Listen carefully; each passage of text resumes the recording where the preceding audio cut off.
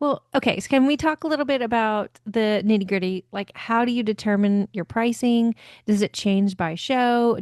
What factors do you bring in when you're thinking about pricing? Can you talk about that? Sure.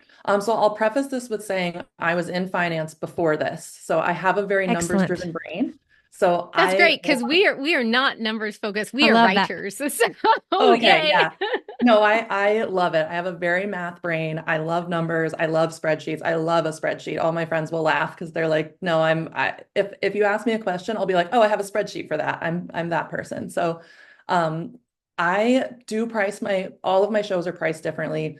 There's a pretty standard baseline that I have, but there are some shows where I have to charge more.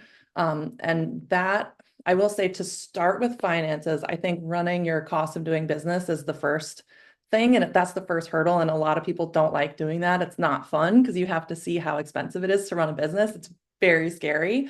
And I say that as someone who loves numbers, the first time I officially ran my cost of doing business and like what it was going to cost, I said, oh no, this is not going to be for me. That's not possible. But it is, but you have to get the scary part of it over with. So I did, and there's tons of free resources online. That's what I started with. I didn't like take a course on it. I literally found like a photographer cost of doing business calculator and went from there. And it's less scary than it sounds. It's just mental resistance. You got to get over the mental resistance of it, and then that helps.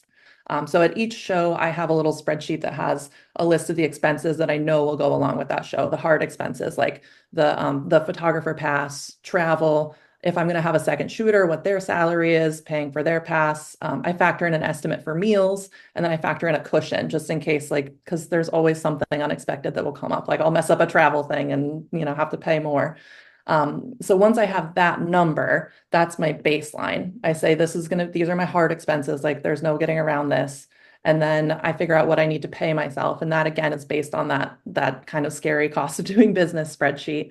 Um, and then from there, you say, this is that now what I need to make at this show. How many clients can I take at this show? And then it's literally as simple as dividing that.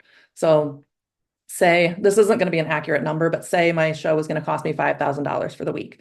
If I can take 10 clients, then that's technically 500 that I need to charge per client.